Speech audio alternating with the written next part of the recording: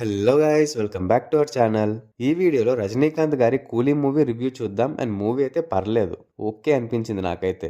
ఈ మూవీలో ఉన్న కాస్టింగ్ కానీ అండ్ ఆ వరల్డ్ బిల్డింగ్ కానీ చాలా గ్రాండ్గా చూపించారు. కానీ మెయిన్ స్టోరీ మాత్రం అదే రొటీన్ ఫామ్లాని వేరే ఫ్లేవర్లో చూపించినట్టు అనిపించింది. బట్ స్టిల్ ఏవో అక్కడక్కడ కొన్ని సీన్స్ తప్పితే మూవీ అయితే ఎక్కడ బోర్ కొట్టదు.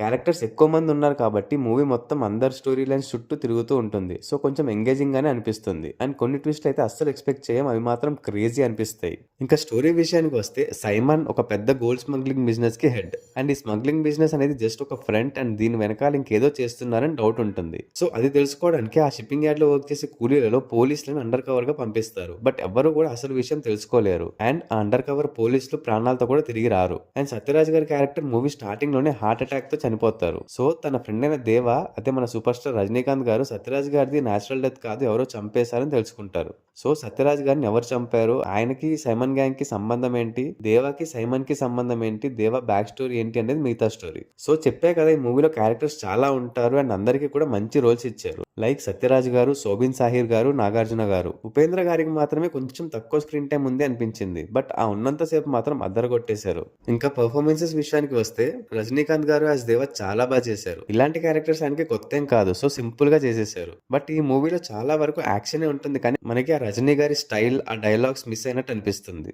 నాగార్జున గారు Simon too good. First time ఒక ఫుల్ లెంత్ నెగిటివ్ రోల్ లో చాలా బాగా చేశారు. ఒక cruel and ruthless smuggling don లాగా ఆ స్టైల్ కానీ యాక్షన్ కానీ సూపర్ ఉంటాయి. నాకు ఎస్పెషల్లీ నాగార్జున గారి యాక్టింగ్ చాలా బాగా నచ్చింది. ఇంకా సౌబిన్ సాహిర్ గారు యాజ్ దయాల్ కూడా చాలా బాగా చేశారు. And one of the most important character. Also Monica song లో డాన్స్ సూపర్ అసలు. సత్యరాజ్ గారి క్యారెక్టర్ కి కూడా మంచి ఇంపార్టెన్సే ఉంటుంది. అండ్ ఇంకా ఉపేంద్ర గారు మూవీ లాస్ట్ లో వస్తారు, బట్ ఆ లాస్ట్ 20-30 మినిట్స్ లో ఆయన యాక్టింగ్ సూపర్.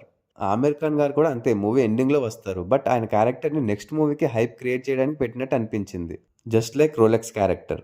ఇంకా శృతి హాసన్ గారు అండ్ మిగతా క్యారెక్టర్స్ కి కూడా మంచి ఇంపార్టెన్సే ఉంటుంది. సో మూవీలో రజనీకాంత్ గారి బ్యాక్ స్టోరీని కొంచెం వేరేలా పెట్టి ఉంటే ఇంకొంచెం బాగుండేదేమో అని నాకు అనిపించింది. ఇది ఆల్రెడీ మనం చూసేసాం కదా అనే ఫీలింగ్ అయితే వచ్చింది. ఇంకా అనిరుద్ మ్యూజిక్ అయితే టూ గుడ్. ఆ బీజిఎం అయితే ఫుల్ ఆన్ ఫైర్ ఉంటుంది. మూవీకి one of the main plus point Anirudh music. Songs కూడా ఓకే, పర్లేదు. ఇంకా లోకేష్ కనకరాజ్ గారి డైరెక్షన్ కూడా బాగుంది. ఆయనకి మెయిన్ ప్లస్ అయింది కాస్టింగ్ అండ్ ఆ వరల్డ్ బిల్డింగ్. ఈ రెండింటి వల్ల మూవీ బతికిందని చెప్పాలి. సినిమాటోగ్రఫీ కూడా చాలా బాగుంటుంది. ఈ మూవీకి ఎల్సీకి కనెక్షన్ లేదు, సో ఆ క్యారెక్టర్స్ ని ఇందులో ఎక్స్పెక్ట్ చేయకండి. ఆమిర్ ఖాన్ గారి క్యారెక్టర్ మరి నెక్స్ట్ మూవీలో ఎలా చూపిస్తారో చూడాలి. ఓవరాల్ గా మూవీ అయితే ఓకే, చూడొచ్చు. ఈ మూవీకి నేను ఇచ్చే రేటింగ్ 3.5/5.